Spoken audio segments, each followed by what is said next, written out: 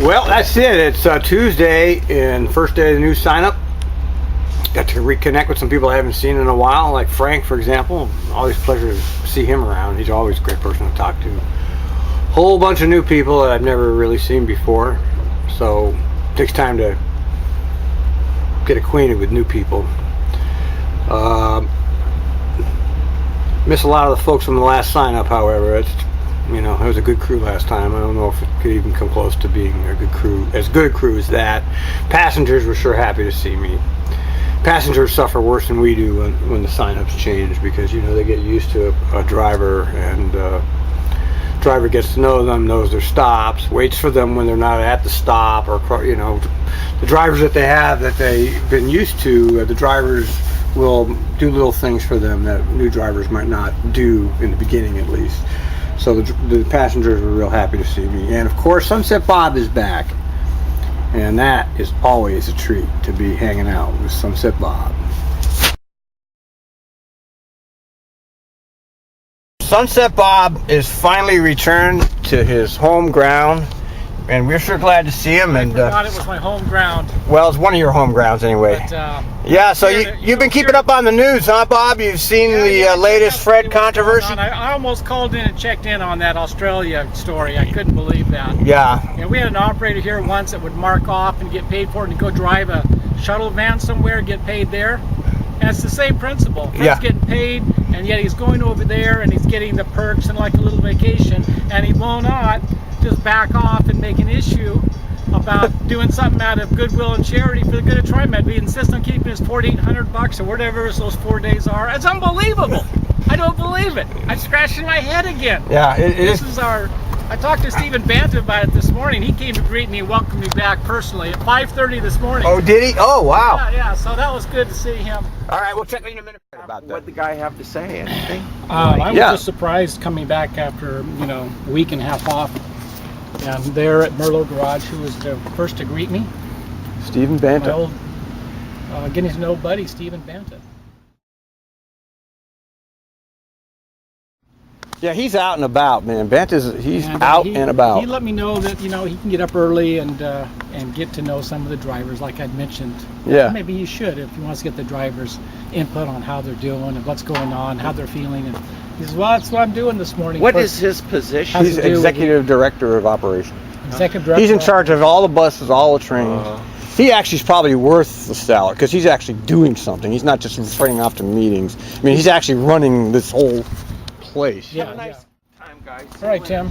And he brought us a lot of goodies and told me to help myself to fruit and really, and all kinds of treats there. And I said I thought maybe he was the one they were going to get to go to Australia, you know. But he probably knows more about it than Fred. He said that you got on top of the situation there. Maybe got a step ahead of Fred. Yeah, defending himself, you know, maybe didn't think that thing through, or the publicity wouldn't happen as soon as it did, and then it popped. But still, I said, you know, why would you make an issue about, you know, a few days? I know, when somebody's coming and saying, you know, taxpayers' money, so you know you're going to be in the public press now, so why would you not just say, well, you know, it boiled down to a couple days, but since somebody brought to my attention it's taxpayers' money and the time we're living in, I should have just let it go. Yeah, right. I should have just come right forward and said, I'll take care. I'll pay for this. I make no big deal. I mean, I make $250,000 a year.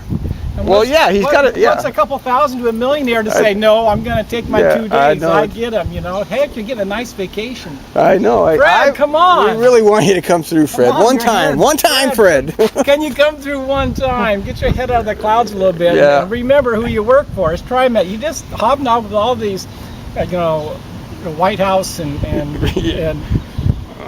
hobnob the people, governor people. He goes to these meetings. Government people, but you know, you were actually working with. You see us? We're wearing this uniform.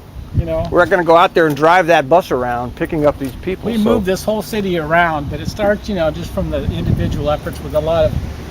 We developed a lot of common sense dealing with the public and passengers, Fred. We're passing this on to you, baby. Yeah, we're trying, Fred. We're really trying to get you to move a little bit may be too late towards now. the humanitarian point of view. You, Fred, if it does come out again and they harp about the taxpayers' money for those 2 days, step back and say, hey, okay, be humble. And hey, listen, we'll develop a fund for you. You know, have to. If it's that bad, we'll take a collection so you don't lose your 2 days. But you know, if it comes back up in the press fed, please do the right thing this time. Agreed.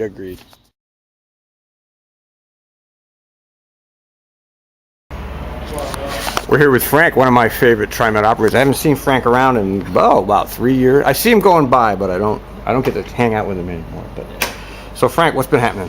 Nothing, just going up and down, trying to get just a feel for things that are happening. Yeah. How's your writing going?